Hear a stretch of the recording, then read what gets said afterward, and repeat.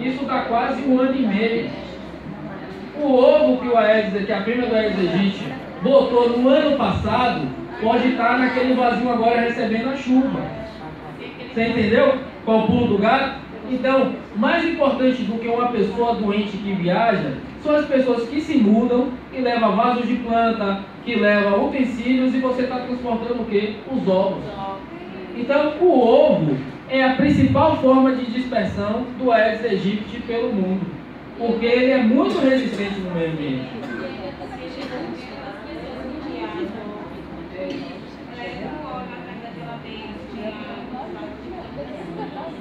Perfeito, ela lembrou uma coisa importante, um local que antigamente a gente não inspecionava, que é a água que acumula atrás da geladeira.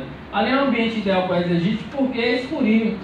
Quanto mais escurinho, melhor para a larva, né? Então, o grande pulo do gato do Aedes aegypti é a capacidade de resistência do ovo no meio ambiente, que pode durar até 1 ano e meio. Então, mesmo no local onde foi descartado o lixo, a gente acha que está seguro, pode conter ovos. Assim que chover, esses ovos vão se transformar em larva. Deu para entender? Porque esse mosquito é tão desgraçado. Então vamos aqui, nas características do mosquito. Um mosquito adulto, ele vive em torno de 30 a 35 dias. Após um dia que ele chega na fase adulto, a fêmea já está apta a copular, que é acasalar com o macho. A fêmea, durante o período de vida dela, ela pode fazer a postura de 4 a 6 vezes. Cada postura ela pode botar até 200 ovos. Bom aí, se ela pode botar 200 ovos e ela pode botar 6 vezes, então quantos ovos uma fêmea bota na sua vida? 1.200, 6 vezes 200. Vamos dizer que aí, desses 1.200, todos nasçam e que a metade seja fêmea e metade seja macho. Vocês vão ter quantas fêmeas? 600. Então você vai ter 600 fêmeas produzindo umas 1.200 ovos cada. Então aí a gente tem uma ideia de como a reprodução é rápida e como tem muito mosquito. Agora você imagine, para a gente fazer uma comparação. Se o mosquito Aedes aegypti, né, consegue se reproduzir tão rapidamente, imagine a muriçoca que se reproduz em esgoto, em fossa e córrego. É menos exigente do ambiente do que o Aedes aegypti. Então outro dia o pessoal estava reclamando: poxa, aqui está cheio de muriçoca, cadê o fumacê? Já pensou se for usar fumacê para combater muriçoca? É saneamento, não tem jeito, né? Então aqui, ó, só as fêmeas você falou. A senhora falou que eu disse que estava frio. Você disse que o pulo do gato foi o macho picando. Não é o macho que pica, só as fêmeas que picam. Só as fêmeas. Sabe por quê? Porque só as fêmeas precisam da proteína do sangue para madurar os ovos. Os machos do Aedes aegypti se alimentam de matéria orgânica ou de seiva das plantas, entendeu? A fêmea ela tem uma necessidade nutricional mais exigente porque ela precisa botar esses ovos, entendeu? É uma grávida que come mais, né? Fazendo uma comparação. Então, uma comparação horrível. Depois que ela põe esses ovos, se as condições de temperatura estiverem adequadas, esses ovos eclodem até 48 horas, que são 2 dias. Mesmo que o local fique seco, aquele ovo permanece no ambiente, e assim que o ambiente receber água, aquele ovo fica ativo e nasce as larvas, né? A fêmea, ela faz a postura de ovo mais ou menos 2 a 3 dias após o reparto sanguíneo. O que é o reparto sanguíneo? A picada que ela faz na pessoa, né? Então, vamos supor, é só um exemplo, viu minha amiga? A fêmea do Aedes aegypti picou você e ela ficou toda cheia de sangue. 2 dias depois, ela já está apta a botar os ovos, né? Então é o que? Uma gestação de 2 dias. Não é? Uma gestação de 2 dias para botar 200 ovos. Já pensou? E se ela estava contaminada e eu fiquei com a doença? Quando eu tomo a paracetamol, eu deixo de transmitir ou continuo sendo doença? Uma ótima pergunta aqui, né? Rapaz, pergunta aqui de novo que ninguém ouviu. A pergunta boa, é boa essa pergunta. Se ela me picou. Pode segurar. Pra não ficar curvado, não tô velho. Se ela me picou, e eu fiquei mesmo. Quando eu tomei a paracetamol, eu parei de transmitir o vírus ou não? Essa pergunta é de $1 milhão, viu? Pergunta boa. Vocês se lembram daquele negócio que eu falei da viremia? Todo mundo lembra o que é? Que é quando o vírus se multiplica na nossa corrente sanguínea. Segundo o vírus me enrolei. Vou rebobinar. O vírus pode me picar e eu já posso estar doente, aí eu vou transmitir o vírus para o mosquito. Ou eu posso ser uma pessoa saudável e vir um mosquito infectado e me transmitir a doença para mim, certo? Então pode acontecer os dois. Ou eu contamino o mosquito, eu doente, ou o mosquito contaminado contamina eu saudável, certo? Aí ela perguntou, eu estou doente, veio o vírus, me picou. Mosquito.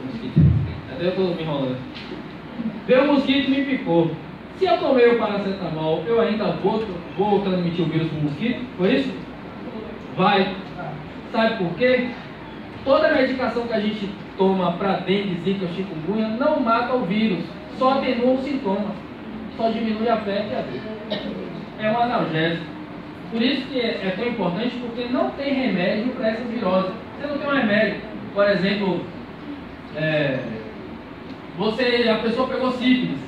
Qual o tratamento para sífilis? É com bezetacil. Então você pegou sífilis, você tem aquele remédio.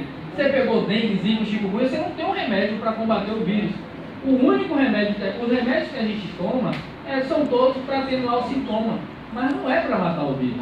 Então, mesmo que você atenue o sintoma, ou às vezes você não está sentindo nenhum sintoma, você já pode estar com o vírus, porque o vírus está se multiplicando ali na sua corrente sanguínea e você ainda não apareceu sintoma. Então, essa é uma pergunta importante, porque a medicação que a gente toma não impede a transmissão, só diminui o nosso sintoma. Entendeu? É uma pergunta bastante interessante. Sobre o comportamento do mosquito, né? Tem esse comportamento, duas palavras que eu quero que vocês guardem, se vocês quiserem pode anotar, se vocês quiserem depois deixar um e-mail, a gente manda essa apresentação, mas tem duas palavras que eu gostaria que vocês guardassem, que é essa aqui, antropofilia e endofilia. O que é antropofilia? O mosquito, no caso a fêmea do Aedes aegypti, ela poderia usar o sangue de galinha, de cachorro, de gato, de cavalo, do porco, mas adivinha o sangue de quem que ela prefere? O sangue da pessoa. Então, essa atração pelo sangue humano é um comportamento do mosquito que a gente chama de antropofilia, né? Que é a preferência do Aedes aegypti pelo sangue humano, certo? Vocês se lembram lá do mosquito palha, transmissor da leishmaniose visceral? O mosquito palha, ele tem o costume de ficar no peridomicílio. O que é peridomicílio? O quintal, o canil, o lado de fora. O Aedes aegypti é ao contrário, ele tem o costume de ficar dentro do domicílio. Esse costume do Aedes aegypti de ficar dentro do domicílio, a gente chama de endofilia, que é o hábito de ficar dentro da casa. Você sabe que cômodo dentro da casa o Aedes gosta de ficar? No quarto, que é normalmente que é mais escuro, mais tranquilo. Embaixo da cama, atrás da cortina. Né? Então você junta um local onde a pessoa dorme, com o mosquito que gosta do sangue do ser humano, que prefere ficar no quarto, você tem aí um prato cheio para a pessoa estar toda hora recebendo aquela boa e velha... Eu não vou falar isso. Mas e o ser humano... Mordida também não é um palavra certo. É picado. O ser humano está mais exposto, né? Lá também é picado. Isso, E a gente justamente. perde. Os animais... Ele fez uma observação importante. O vírus é tão esperto que normalmente os animais têm uma barreira que são os pelos, né? A gente não tem essa barreira, né? Quer dizer, só Tony Ramos, né? Parece um urso. Mas normalmente a gente não tem essa barreira. Então é até mais fácil picar uma pessoa do que um animal, porque você não tem a barreira do pelo. Foi uma observação interessante, certo? O mosquito, ele tem a fêmea, ela tem o hábito de variar o hospedeiro. Que hábito é esse? Toda vez que o mosquito pica uma pessoa, que essa pessoa percebe que foi picada, a pessoa afugenta o mosquito. O mosquito, ele não vai, o cara pegou e me espantou, eu vou lá botar meus ovos. Não, ela vai procurar outra pessoa para picar até que ela possa ter sangue suficiente para maturar os ovos. Então esse hábito de picar um, picar outro, aumenta a possibilidade de disseminação da doença. Você inoculou o vírus em um, inoculou o vírus em outro, Entendeu? Então ela só vai maturar os ovos quando ela estiver satisfeita de sangue. Enquanto ela não estiver satisfeita, ela vai ficar procurando outra pessoa para picar. Então tem essa questão de variação de hospedeiro. Capacidade de dispersão. Quando a fêmea percebe que naquele ambiente não tem um local para ela pôr os ovos, ela procura um local até ela achar. Então a fêmea do Aedes aegypti pode voar até 200 metros procurando um local para depositar os ovos. Então você vê que às vezes o problema não é só meu. Então se eu cuido bem da minha casa, ela vai procurar um lugar para botar que esteja lá abandonado. Entendeu? É um fio do câncer. E transmissão vertical. O que é transmissão vertical? Se lembra da viremia? Vou perguntar de novo, o que é viremia? É a multiplicação do vírus no sangue. Essa viremia também acontece no mosquito. Então, se o vírus estiver se multiplicando no mosquito, no momento que ela está maturando os ovos, ela já vai transmitir para os ovos o vírus. Então, você não precisa que aquela geração que nasce, ela não vai precisar encontrar uma pessoa doente para se contar com, quando picar essa pessoa e se contaminar com o vírus. Você já vai ter mosquitos adultos contaminados com o vírus da dengue e da febre amarela. Entendeu? Que é essa transmissão vertical transovariana, que é o que está acontecendo nos casos de microcefalia. O vírus da Zika está passando a barreira placentária e está contaminando o feto no momento do seu desenvolvimento. Né? Então a mesma coisa acontece com o mosquito. O vírus se multiplica no mosquito e está contaminando os ovos da fêmea também. Entendeu?